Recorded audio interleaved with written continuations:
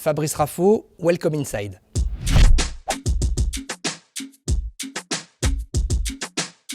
Je suis multi-entrepreneur. J'ai relancé une marque de cartable qui s'appelle Tans, fait la bagagerie pour IKKS, relancé une vieille marque de jouets qui s'appelle les Bidibules, et là je suis en train de créer une marque de cartable qui s'appelle Paul Fox. Capino, c'est un fonds d'investissement à destination des startups locales ou nationales qu'on a créé avec 10 entrepreneurs, 8 locaux et 2 expats à destination des startups et plutôt dans la phase d'amorçage, c'est-à-dire juste après le Love Capital et avant la première levée. On sélectionne des startups qui sont au début de leur vie, donc nous on les accompagne financièrement, mais surtout on les accompagne en faisant un peu de mentoring parce qu'on a des compétences croisées avec mes autres associés qui permettent de pouvoir intervenir dans différents domaines de la vie de la startup. Pour bien démarrer, déjà il faut démarrer, c'est-à-dire qu'il faut agir, il faut se mettre dans l'action parce que c'est de nos erreurs qu'on va commencer à construire véritablement le parcours. Ce qui est important aussi, c'est de valider 3 paramètres, de bien identifier son marché. Deuxièmement, c'est le produit ou le service qu'on veut lancer, quelle est sa viabilité. Et troisième point, qui est sans doute le plus important, c'est l'équipe qui va porter le projet. Est-ce que l'équipe c'est la bonne? Est-ce que je suis la bonne personne aux commandes? Est-ce que je ne dois pas passer le bébé? Est-ce que je me suis entouré des bonnes personnes? Le produit, le marché et l'équipe.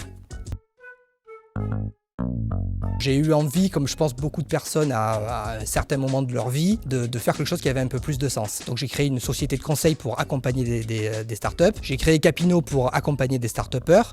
Et puis au moment de la crise du Covid, ma société de conseil pouvait faire venir des masques très demandés à cette période-là. Et donc j'ai mis mes compétences au service de la communauté en faisant venir bénévolement, en montant une cagnotte Litchi, des masques pour les soignants. Donc on a pu faire venir grâce à cette cagnotte 52 000 masques. On a aidé 2698 soignants et on a réussi à lever 70 000 € sur Litchi pour pouvoir faire ce projet-là. Donc c'est cette dynamique-là qui vraiment m'a rempli moi personnellement de bonheur et mes amis qui m'ont aidé autour de moi. Vraiment donner de son temps pour aider une association dans le domaine du social, des éducateurs spécialisés, c'est quelque chose de fantastique.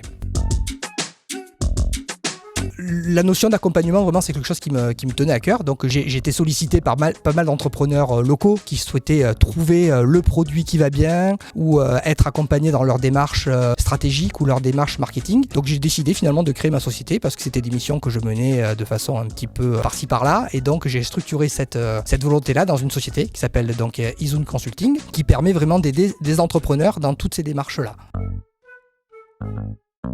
La prochaine étape, c'est le développement de cette société de conseil et dégager un maximum de temps pour l'IMF parce que je prends un plaisir aussi énorme à aider cet institut. Alors j'ai plusieurs mantras, mais un des mantras qui me plaît le plus dans cette dynamique-là, c'est un mantra de père dominicain du collège lycée Lacordaire où j'étais quand j'étais petit, parce que moi je suis un Marseillais, qui est réussir pour servir. Donc une fois qu'on a atteint un certain niveau de réussite, entre guillemets, c'est de pouvoir mettre cette réussite au service des autres. Et ce qui est formidable dans ce mantra, c'est qu'il marche aussi dans l'autre sens. Ça peut aussi devenir servir pour réussir. Donc on peut le prendre dans les deux sens et il est vertueux dans les deux sens.